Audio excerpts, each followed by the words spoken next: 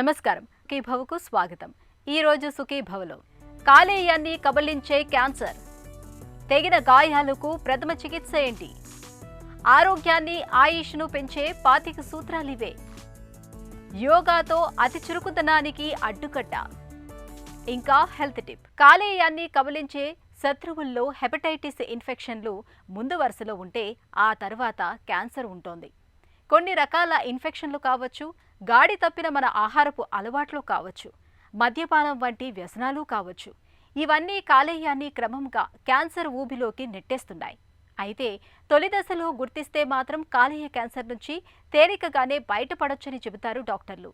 కాలేయంలో క్యాన్సర్ను తెచ్చిపెట్టే కారణాలు, వాటికి పరిష్కార మార్గాల గురించిన పూర్తి వివరాల్ని ఇప్పుడు తెలుసుకుందాం. కాలేయం మన శరీరంలో అతి పెద్ద ప్రాసెసింగ్ ప్లాంట్. దాదాపు 500 రకాలకు పైగా విధుల్ని నిర్వహిస్తూ ఉంటుంది. ఆహారంలోని కొవ్వుల్ని వేరు చేసి శక్తిగా మారుస్తుంది. జీర్ణశక్తికి అవసరమైన పైత్య రసాన్ని నిరంతరం స్రవిస్తూ ఉంటుంది. రక్తంలోని హిమోగ్లోబిన్ కణాల నుంచి మన శరీరానికి అవసరమైన ఇనుమును తయారు చేస్తుంది. శరీరంలో విడుదలయ్యే హానికరమైన విషతుల్యాలను విరిచేస్తూ మనకు రక్షణ కవచంలా పనిచేస్తూ ఉంటుంది. ఇంతటి కీలకమైన అవయవానికి నేడు హెపటైటిస్ ఇన్ఫెక్షన్ల తర్వాత క్యాన్సర్ కణితులు అతిపెద్ద విపత్తుగా పరిణమిస్తున్నాయి. మనిషిలో ఉన్న అవయవాల్లో లివర్ అనేది అతి ముఖ్యమైన అవయవ భాగం అండి. ఈ లివర్లో కూడా మనం క్యాన్సర్ గడ్డలు అనేవి చూస్తూ ఉంటాం. లివర్లో కనిపించే గడ్డల్లో దాదాపు 3 వరకు మనకి ప్రైమరీ లివర్ క్యాన్సర్స్ అంటారు. అదేంటంటే లివర్లో ఉన్న పారెంకైమాలో వచ్చే మార్పుల వల్ల వచ్చిన క్యాన్సర్ కింద మారుతూ ఉంటుంది. అది 2 విధాలుగా ఉంటుంది. ఒకటి హెపటోసెల్లార్ కార్సినోమా అవ్వచ్చు, లేదంటే కనుక ఆ లివర్ మధ్యలో ఉన్న బిలియరీ రాడికల్స్లో వచ్చే మార్పు వల్ల కొలాంజియో కార్సినోమా అంటారు. హెపటోసెల్లార్ కార్సినోమా కానీ లేదంటే కొలాంజియో కార్సినోమా కూడా మనకి ప్రైమరీ లివర్ క్యాన్సర్స్ కింద చూస్తాము. ఇంకొక 1/4 మటుకు మిగతా అవయవాల్లో ఎక్కడైనా క్యాన్సర్ గడ్డ ఉండి మనకి లివర్లో గడ్డ కింద పాకుతూ ఉంటుంది అనమాట. ఊపిరితిత్తుల్లో ఉండొచ్చు, పేగులో ఉండొచ్చు, కడుపులో ఉండొచ్చు, ఎక్కడున్నా కానీ క్యాన్సర్ ఉండి ఒకవేళ లివర్లో గడ్డలు పాకినట్లయితే కనుక దాన్ని మెటాస్టాటిక్ లివర్ డిసీజ్ అంటూ ఉంటాం. కాబట్టి ప్రైమరీ లివర్ క్యాన్సర్స్ దాదాపు 3 వరకు చూస్తూ ఉంటాము. లివర్ క్యాన్సర్కి ముఖ్య కారణం ఏంటంటే అండి క్రానిక్ లివర్ డిసీజ్. అంటే వివిధ రకాల కారణాల వల్ల అతి ముఖ్యంగా చెప్పుకోవాల్సింది ఏంటంటే ఎక్కువ రోజుల పాటు ఎక్కువ శాతం మద్యపానం చేయటం వల్ల కానీ లేదంటే వివిధ రకాల జబ్బుల వల్ల కానీ మనకేంటంటే ఆ లివర్ కనుక పాడైపోయినట్లయితే కనుక మనం దాన్ని క్రానిక్ లివర్ డిసీజ్, అతి ముఖ్యంగా సిర్రోసిస్ ఆఫ్ లివర్ అంటారండి. ఆ సిర్రోసిస్ ఆఫ్ లివర్ ఉన్న వాళ్ళలో దాదాపు 3 వరకు మనకి ఈ ప్రమాదకరమైన లివర్ క్యాన్సర్ కింద మారే అవకాశం ఉంటుంది. ఇదొక ముఖ్య కారణం. దీంతో పాటుగా ఇంకా మనం చెప్పుకోవాల్సింది ఏంటంటే కనుక హెపటైటిస్ ఇన్ఫెక్షన్, అతి ముఖ్యంగా hepatitis B infection and C infection. చాలా రోజుల పాటు ఈ హెపటైటిస్ బి ఇన్ఫెక్షన్ బారిన పడి వైద్యం సరిగా తీసుకోకుండా అది కంట్రోల్ లేకుండా ఉన్నట్లయితే కనుక ఇది కూడా ప్రమాదకరమైన లివర్ క్యాన్సర్ కింద మారే అవకాశం ఉంటుంది. ఇంతే కాకుండా మనం చాలా రోజుల పాటు కొద్దిగా నిల్వ ఆహారాలు తీసుకునే అలవాటు మన దేశంలో చాలా ఎక్కువ అండి, లేదంటే బయట కూడా ఎక్కువ. ఏంటంటే కనుక ఈ నిల్వ ఆహారం తీసుకున్నప్పుడు ఏంటంటే దీంట్లో మనకు తెలియకుండానే కొన్ని రకాల టాక్సిన్స్ అనేవి మనకి ఏర్పడతాయి. అది లివర్ క్యాన్సర్ కింద మారే అవకాశం ఉంటుంది. కాలేయానికి క్యాన్సర్ ప్రధానంగా 2 రకాలుగా సోకుతుంది. కాలేయ కణాలలోనే క్యాన్సర్ కనిపించటం మొదటి రకమైతే, ఇతరత్ర అవయవాల నుంచి క్యాన్సర్ కణాలు కాలేయానికి వ్యాపించటం 2వ రకంగా చెప్పుకోవచ్చు. హెపటైటిస్ బి వైరల్ ఇన్ఫెక్షన్ సోకినప్పుడు, విపరీతంగా మద్యం సేవించే అలవాటు ఉన్నప్పుడు ప్రాణాధారమైన కాలేయానికి క్యాన్సర్ ముప్పు ఎక్కువగా ఉంటుంది. కాలేయంలో క్యాన్సర్ మొదలైన తొలినాళ్లలో బయటకు ఎలాంటి లక్షణాలు మనకు కనిపించవని చెప్తారు డాక్టర్లు. తొలి దశలో ఉన్నప్పుడు కానీ లివర్ క్యాన్సర్కి మనకి ఏ రకమైన లక్షణాలు అనేవి ఉండవు. ఒకవేళ ఆ గడ్డ యొక్క పరిణామం పెరుగుతా కొద్దిగా అడ్వాన్స్డ్ దశకు వచ్చినప్పుడు ఏంటంటే కనుక పై కడుపులో నొప్పి రావటం కానీ, లేదంటే ఊరికినే ఆకలి లేకపోవటం కానీ, లేదంటే బరువు తగ్గిపోవటం కానీ ఆ కారణంగా కొద్దిగా అడ్వాన్స్డ్ దశకు వెళ్ళిపోయిన తర్వాత ఆ కడుపులో గడ్డ కూడా మనకు తెలుస్తూ ఉంటుంది. ఇదే కనుక సిర్రోసిస్ ద్వారా మనకి ఏమైనా జబ్బు వచ్చినట్లయితే కనుక వాంతులో రక్తం పడటం కానీ, లేదంటే కనుక కడుపులో నీరు రావటం కానీ, కామెర్లు కూడా మనకి లివర్ క్యాన్సర్ యొక్క ముఖ్య లక్షణాలు. మరీ మళ్ళీ దశకు వెళ్ళిపోయినట్లయితే కనుక ఈ జబ్బు వల్ల మనకి హెపాటిక్ ఎన్కెఫలోపతి అంటారండి. ఈ జాండీస్ ఎక్కువైపోయి మొదటికి కూడా మనకి పాకి కోమా వరకు వెళ్ళే అవకాశం కూడా ఉంటుంది. ఇవన్నీ కూడా మనకి లివర్ క్యాన్సర్ యొక్క ముఖ్య లక్షణాలు. ఒకవేళ జబ్బు కనుక మనకి ఊపిరితిత్తులకు కానీ లేదంటే ఎముకలకు కానీ పాకినట్లయితే కనుక దగ్గు రావటం కానీ ఎముకల నొప్పులు కూడా మనం చూస్తూ ఉంటాం. ఇవన్నీ కూడా లివర్ క్యాన్సర్ యొక్క ముఖ్య లక్షణం. ఎప్పుడైతే లివర్లో ఒక చిన్న గడ్డ కనిపించిందో మొదటిగా మనం చేయాల్సిన పరీక్ష ఏంటంటే సీరం AFP ఆల్ఫా ఫీటోప్రోటీన్ అనే ఒక చిన్న రక్త పరీక్ష ద్వారా మనకి అది ఏమైనా పెరిగిందా లేదా, అది ఎటువంటి మార్పు అనేది మనం చూస్తూ ఉంటాం. ఈ రక్త పరీక్ష తర్వాత మనం ముఖ్యంగా చేయాల్సిన పరీక్ష ఏంటంటే కనుక dynamic contrast CT or triple phase CT, computerised tomographic scan. ఈ పరీక్ష ద్వారా మనకి ఆ గడ్డ ఏంటి, మామూలు గడ్డ లేదంటే క్యాన్సర్ బారిన గడ్డ అనేది మనకి తెలుస్తూ ఉంటుంది. ఈ రక్త పరీక్ష, ఈ CT స్కాన్ పరీక్ష ద్వారా చూసుకుని మనకి ఆ CT స్కాన్లో కూడా మనకి స్కోరింగ్ అనేది ఇస్తారండి. లైరాట్ స్కోర్ అంటారు, liver imaging reporting and data system అంటారు. ఒకవేళ ఆ స్కోరింగ్లో మనకి ఏమైనా క్యాన్సర్ ఉండే అవకాశం ఎక్కువగా ఉందని ఉన్నట్లయితే కనుక అప్పుడు మనం దీనికి లివర్ క్యాన్సర్ అని నిర్ధారించుకోవచ్చు. ప్రాణాధారమైన కాలేయంలో క్యాన్సర్ కణాలు వృద్ధి చెందుతున్న కొద్దీ ఆకలి మందగించటం, బరువు తగ్గిపోవటం, పొత్తి కడుపులో తరచూ తీవ్రమైన నొప్పి, తరచూ జ్వరం, పచ్చకామెర్లు సోకటం వంటి లక్షణాలు కనిపిస్తూ ఉంటాయి. అల్ట్రాసౌండ్ స్కానింగ్, బయాప్సీ, రక్తంలో ఆల్ఫా ఫీటోప్రోటీన్ వంటి పరీక్షల సాయంతో కాలేయంలో క్యాన్సర్ జాడల్ని ఇవాళ స్పష్టంగా పసిగట్టవచ్చు. క్యాన్సర్ ఉందని నిర్ధారణ అయినప్పుడు యాంటీ క్యాన్సర్ మందుల సాయంతో కానీ లేదంటే ఆపరేషన్ చేసి కానీ కాలేయంలో క్యాన్సర్ కణితుల్ని డాక్టర్లు సమూలంగా తొలగిస్తారు. ఆపరేషన్కి వీలున్న దశలో ఉన్నట్లయితే కనుక మనం సర్జికల్ రిసెక్షన్ అంటే ఆపరేషన్ పద్ధతి ద్వారా ఎక్కడి వరకు అయితే గడ్డ ఉందో దాన్ని మనం తీసివేస్తాము.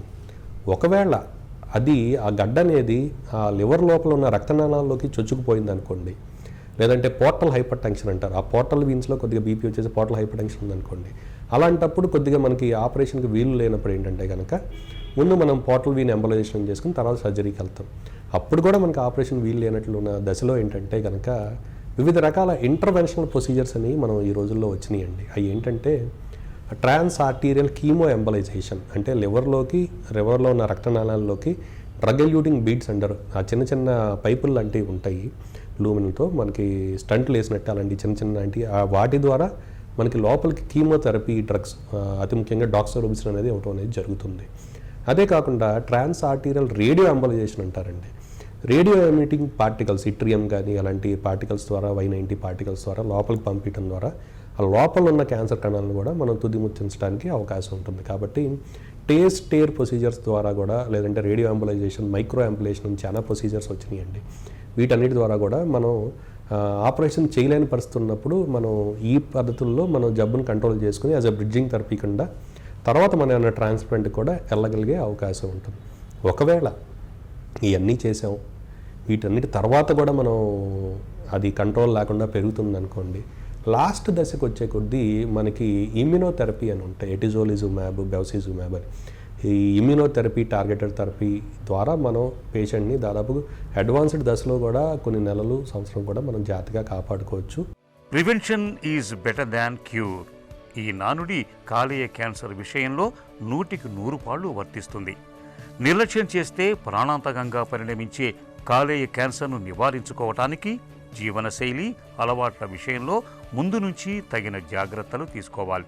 మద్యాన్ని మితంగా తీసుకోవటం లేదంటే పూర్తిగా మానుకోవటం చాలా ఉత్తమం. కాలేయం ఆరోగ్యానికి భద్రతనిచ్చే హెపటైటిస్ B టీకాను తప్పనిసరిగా తీసుకోవాలి. మందుల చీటీ లేకుండా సొంతంగా మందుల్ని కొనుగోలు చేసి వాడకూడదు. ముఖ్యంగా హెర్బల్ మందుల వాడకంలో డాక్టర్ సలహాను తప్పనిసరిగా తీసుకోవాలి. రక్త మార్పిడి సమయంలో సురక్షితమైన జాగ్రత్తల్ని పాటించాలి. ఇలా అన్ని రకాలుగా తగిన జాగ్రత్తలు తీసుకోవడం ద్వారా మన కాలేయాన్ని భద్రంగా ఉంచుకోవచ్చు. పిల్లలు ఇంట్లో ఉన్నారంటే ఎక్కడా ఒక చోట కుదురుగా ఉండరు. ఇల్లంతా తిరిగేస్తూ చేతికి అందిన వస్తువునల్లా పీకి పడేస్తూ ఉంటారు. కొన్నిసార్లు చాకులు, బ్లేడ్ల వంటి పదునైన వస్తువులతో కూడా ఆడుకుంటూ ఉంటారు. ఇలాంటప్పుడు పిల్లలకు పొరపాటున చర్మంపై తెగిన గాయాలు అవుతూ ఉంటాయి. గాయాల మూలంగా లేత చర్మం కోసుకుపోయినట్లుగా అయ్యి రక్తస్రావం జరుగుతూ ఉంటుంది. ఇలాంటప్పుడు తల్లిదండ్రులు వెంటనే ఏం చేయాలో, తెగిన గాయాలకు ప్రథమ చికిత్సగా ఎలాంటి జాగ్రత్తలు తీసుకోవాలో ఇప్పుడు తెలుసుకుందాం.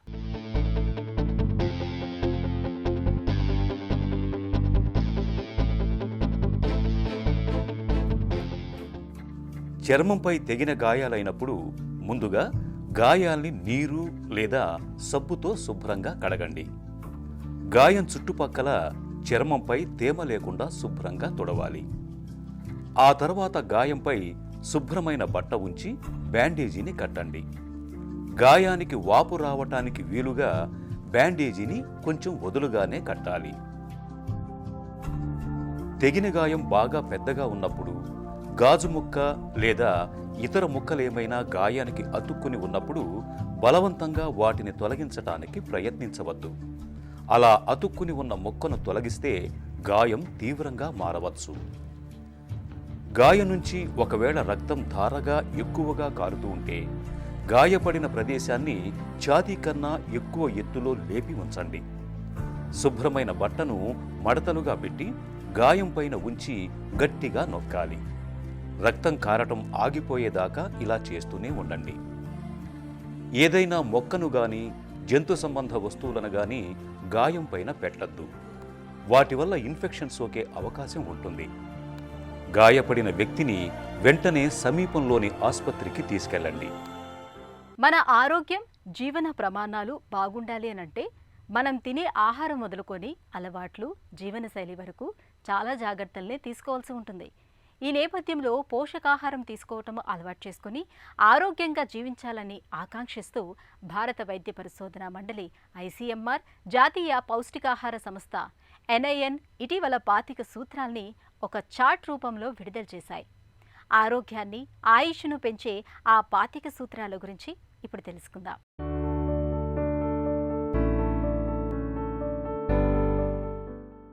మనలో కొంతమంది నూతనోత్సాహానికి నిలువెత్తు దర్పణంలా కనపడుతూ ఉంటారు.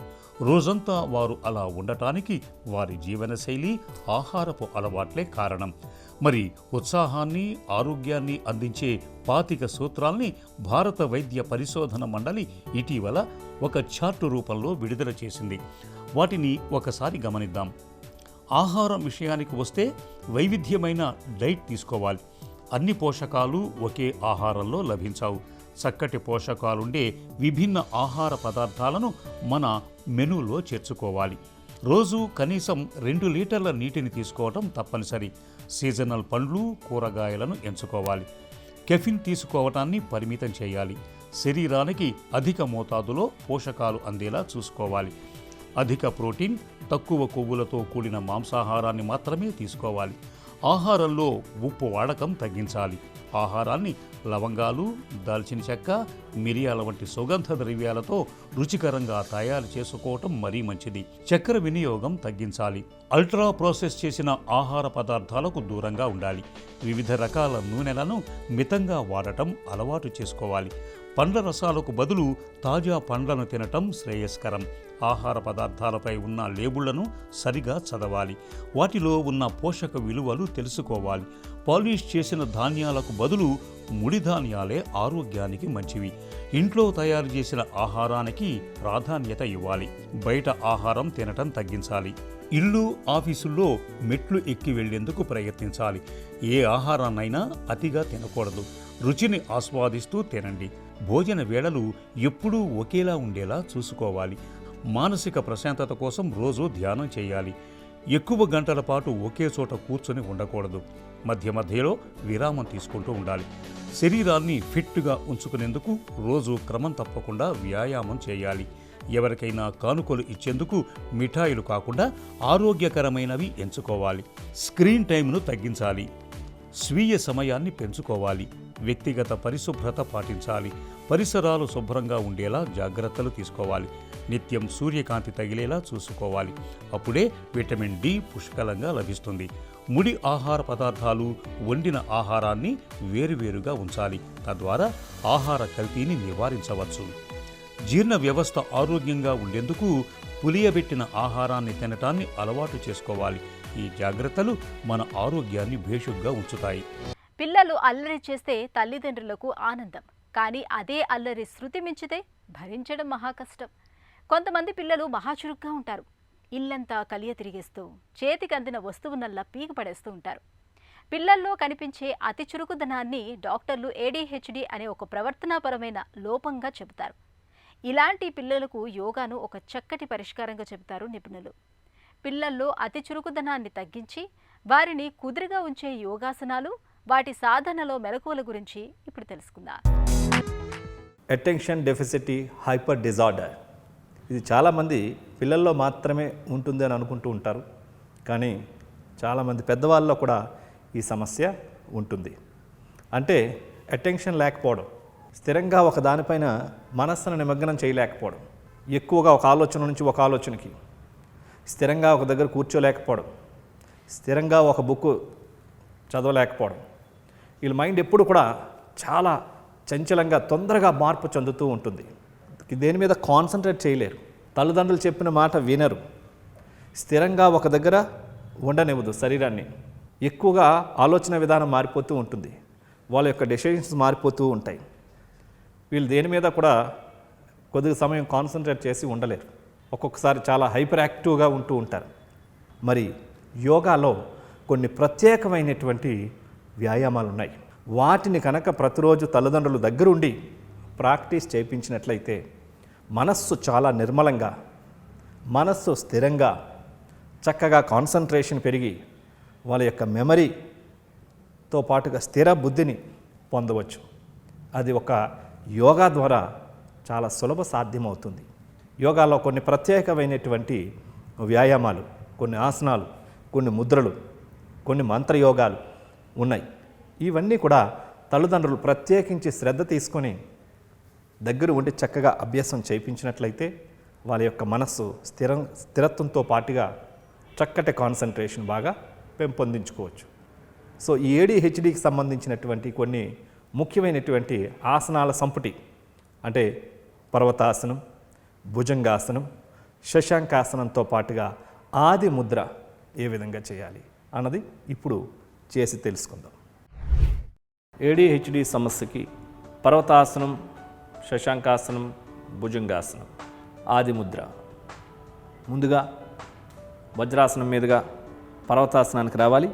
రెండు చేతులు మోకాళ్ళ ముందు ఒక 1 feet డిస్టెన్స్లో రెండు అరిచేతులు తాకించి కాళ్ళు రెండు స్ట్రైట్గా తెచ్చుకొని మౌంటైన్ పోస్చర్లో శరీరాన్ని తీసుకొని రావాలి. ఏ షేప్లో సాధ్యమైనంత వరకు తల లోపలికి ఉంటుంది, వెన్ను స్ట్రైట్గా ఉంటుంది, కాళ్ళు స్ట్రైట్గా ఉంటాయి. దీన్నే పర్వతాసనము. ఈ పర్వతాసనంలో స్ట్రెస్, టెన్షన్, యాంగ్జైటీస్ ఇవన్నీ కూడా మైండ్కి రిలేటెడ్ సమస్యలన్నీ కూడా పూర్తిగా నయం చేసుకోవచ్చు. బ్రెయిన్కి చక్కటి బ్లడ్ సర్క్యులేషన్ బాగా జరుగుతుంది. ఇప్పుడు శశాంకాసనం, రెండు కాళ్ళని ఫోల్డ్ చేసి చేతులు అదే విధంగా ఉంటాయి, శరీరాన్ని మాత్రం వెనక్కి తీసుకెళ్ళాలి.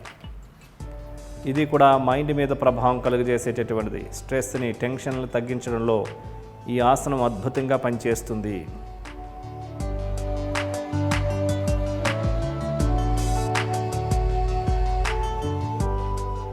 ఇప్పుడు భుజంగాసనానికి రావాలి. ముందుగా సాష్టాంగ స్థితికి వచ్చి దెన్ భుజంగాసనం, హెడ్ని, నెక్ని, షోల్డర్ని పూర్తిగా రేట్ చేసి ఎంత సాధ్యమైతే అంత పైకి పూర్తిగా చూస్తూ ఉండాలి. దీన్నే భుజంగాసనం. ఇది కూడా మరి మైండ్ మీద, వెన్నెముక మీద చాలా ప్రభావాన్ని కలుగజేస్తూ ఉంటుంది. మళ్ళీ పర్వతాసనానికి రావాలి. ఇది ఒక సైకిల్ లాగా అన్నమాట. ఒక సెట్ ఆఫ్ పర్వతాసనం, శశాంకాసనం, భుజంగాసనం. ఇప్పుడు శశాంకాసన్.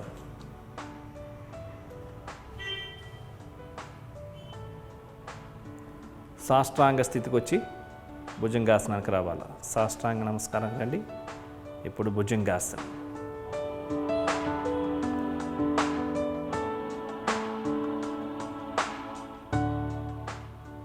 పర్వతాసనం.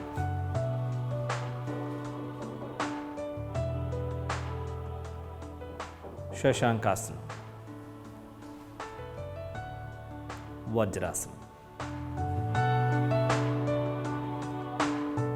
ఇప్పుడు ఆది ముద్ర. ఈ ఆది ముద్రని వజ్రాసనం మీదుగా చేయొచ్చు, పద్మాసనం మీదుగా చేయవచ్చు, సుఖాసనం మీదుగా కూడా చేయవచ్చు, వీలు లేకుంటే కుర్చీలో కూడా కూర్చొని చేయవచ్చు. ఇప్పుడు మనం వజ్రాసనం మీద చేస్తున్నాం. వజ్రాసనంలో కూర్చున్న తర్వాత చేతులు రెండు సమంగా ఉంచుకొని ముందుగా బొటన వ్రేల్ని అరచేతులోనికి మడవాలి. తర్వాత 4 వ్రేళ్లను బొటన వ్రేళ్లను మూసివేసి ఉంచాలి. ఈ ముద్రని తొడలపై మధ్య భాగంలో బోర్లించి ఉంచాలి. వెన్ను నిటారుగా ఉంటుంది, షోల్డర్స్ రిలాక్స్గా ఉంటాయి, 2 చేతులు మోచేతులు శరీర పక్క భాగాలు తాకుతున్న విధంగా ఉంటాయి. కళ్ళు మూసుకోవాలి. ఈ స్థితిలో గమనం అంతా శ్వాస పైన ఉంచాలి. ప్రశాంతమైన మనసుతో ప్రాణిక్ బ్రీతింగ్ చేస్తే ఇంకా చాలా మంచిది. పూరక, కుంభక, రేచక, శూన్యక నియమాల నిష్పత్తిని పాటిస్తూ చేసినట్లయితే మెమరీ శక్తిని బాగా పెంచుతుంది. బ్రెయిన్కి ఆక్సిజన్ బాగా పంపించడం జరుగుతూ ఉంటుంది. బ్రెయిన్ షార్ప్గా తయారవుతుంది. కాన్సన్ట్రేషన్ బాగా పెరుగుతుంది. బ్రెయిన్ నర్వస్ సిస్టమ్ అంతా కూడా ఎనర్జైజింగ్ అయ్యి ప్రాణశక్తిని పూర్తిగా పంపించడం జరుగుతూ ఉంటుంది. తద్వారా స్ట్రెస్, టెన్షన్, యాంగ్జైటీస్, డిప్రెషన్స్ ఇట్లాంటివన్నీ పూర్తిగా ఈ ముద్ర ద్వారా నయం చేసుకోవచ్చు. మెమరీ, కాన్సన్ట్రేషన్ బాగా పెంపొందించుకోవచ్చు. ఇప్పుడు శ్వాసని విడిచిపెట్టిన తర్వాత ఆపాలి, నిదానంగా కళ్ళు తెరవాలి, తర్వాత ముద్దను రిలీజ్ చేయాలి. చూశారు కదండి, ఈ యొక్క పర్వతాసనం మరియు భుజంగాసనం, శశాంకాసనం, ఈ యొక్క సీక్వెన్స్ ఏదైతే ఉందో ఇవి పూర్తిగా మైండ్ మీద ప్రభావం కలిగజేసేటటువంటి. పర్వతాసనంలో ఉన్నప్పుడు ఈ బ్రెయిన్కి బ్లడ్ సర్క్యులేషన్ బాగా జరగడం, అదేవిధంగా శశాంకాసనంలో ఉన్నప్పుడు మానసిక రకమైనటువంటి అలజడిని పూర్తిగా కంట్రోల్ చేయగలడు. అంటే ఫియరు, స్ట్రెస్, టెన్షన్ తగ్గించడానికి ఆ ఆసనం చాలా బాగా పనిచేస్తుంది. అదేవిధంగా భుజంగాసనంలో కూడా మెమరీ, కాన్సన్ట్రేషన్ పెంచడంలో బ్రెయిన్కి చాలా బాగా ఉపయోగపడేటటువంటి ఆసనం.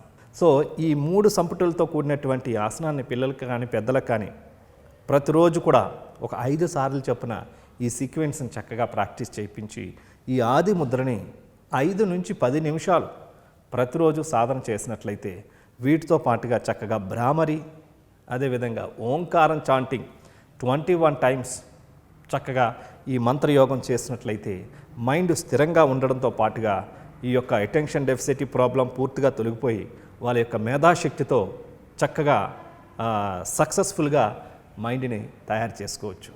చూసారు కదండి, ADHDకి సంబంధించినటువంటి మరి ఈ ఆసనాలు, ముద్రలు ఏ విధంగా చేయాలో.